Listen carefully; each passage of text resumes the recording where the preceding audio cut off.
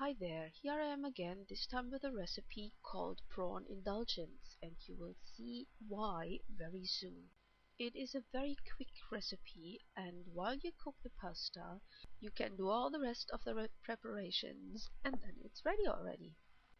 So get your pasta simmering, wash and strain your prawns, wash the lettuce and put it on a plate, and wash and chop the tomatoes.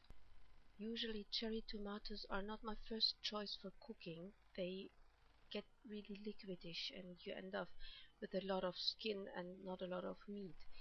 But firstly, I didn't have anything else and I was just peckish for that kind of dish. And secondly, those were really nice and they had a good flavor and I got lucky with them. So just choose the favorite tomatoes of yours and see what happens. And there we are. Now we are finished with the tomatoes and we move on to the garlics. So we need 2 cloves. You can put more. And isn't it brilliant when you move the movie a little bit faster? It almost looks professional. You can chop the garlic into any shape, but I prefer little squares for this dish. I have others where I do little stripes, or for tomato sauces I use slices. So almost done with the garlic. In the meantime my pasta got ready and I strained them and then I put a little bit of oil and mixed it through to not having them clinging together. So just a little bit, and they will get into olive oil anyway. So there we are. And here I'm going to stay with the normal speed of the movie just to show you how quickly the cooking itself is done. I'm actually going to add the garlic rather early, so heating up the oil. I love olive oil, as you can see, so I'm using it plentiful. And in goes the garlic, and you see it's not even frying yet, but that helps to not have the garlic getting too black. That happens very quickly, that it browns too much and then it doesn't taste good. That is a little bit of mustard seeds. If you don't have it, don't use it. You can use anything else in spices. This is not seed. I like those. It starts a little bit of a simmer now, and usually with the mustard seeds they say fry them until they start popping. Might enhance the flavor, but you have these damn seeds all over the place. I don't like them because they really jump out of the frying pan, so I'm not keen on that. So I keep it really on a low temperature. That is coriander powder.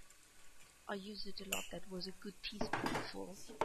You can add a little bit of cumin, but if so, be careful with it. I don't use it because it has a quite strong flavor. That is chili powder, which made me sneeze quite a bit. With chili powder you have to be careful, it burns easily. So just stir that in a little bit and let it fry. It's a lovely flavor that develops there. And once the garlic has become nice and golden, turn the heat up a notch, because once the tomatoes go in they are really cold. You don't want to have the whole thing cooling too much. So whenever you add something new, you should add a bit of heat, at least put it up to medium or so. And probably here I'm sneezing from the chili powder that I've put in earlier. Here the tomatoes go in and nice and sizzly. Stir them in, and you can see I have 2 different types of spoons there. The one is a little bit on an edge, the other one is straight. They don't do those for left hands, and I always have the trouble that if I use the same type of spoon with the left hand, it feels awkward. So in goes the pasta as well. mix it in nicely. And the curly ones have the problem to have too much spices clinging on one end and nothing on the other. So in goes the prawns. Now you know why it's called prawn indulgence. It's loads of prawns. That's turmeric powder. I've put it in a chocolate powder tin, and that is a little bit of cardamom powder. Cardamom normally comes in pots. I've ground them down, and it is fresh and lemony. Mix the whole stuff nice together. Prawns shouldn't be in the heat for too long because they get a little bit like erasers. Uh, you don't want to have tough prawns which are chewy. That damages the best flavor you might have in there, and they are lovely, these guys. Then I add a little bit of lemon juice and a little bit of lime juice as well. Easier on the lime. Lime is rather strong. And then mix it in again. And that's almost it, actually. Now all that has to happen is that the prawns heat up. And you only want to have it cooking for a very short period of time. You don't want to have the tomatoes going too soft.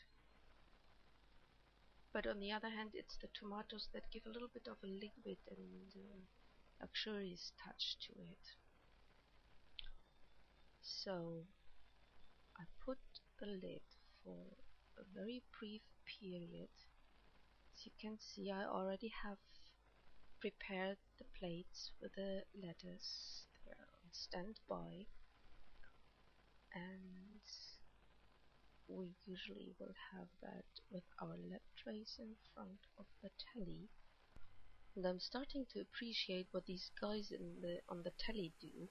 It is rather hard to just talk a few minutes in telling you what I'm doing with all the stuff there, and it's not even a lot. And they cover half an hour of a cooking TV show, so it's not the easiest thing to do. So there we are. The next task is to get all that stuff placed on the lettuce and make it fair so that everybody gets the same amount of prawns, and it's quite a lot.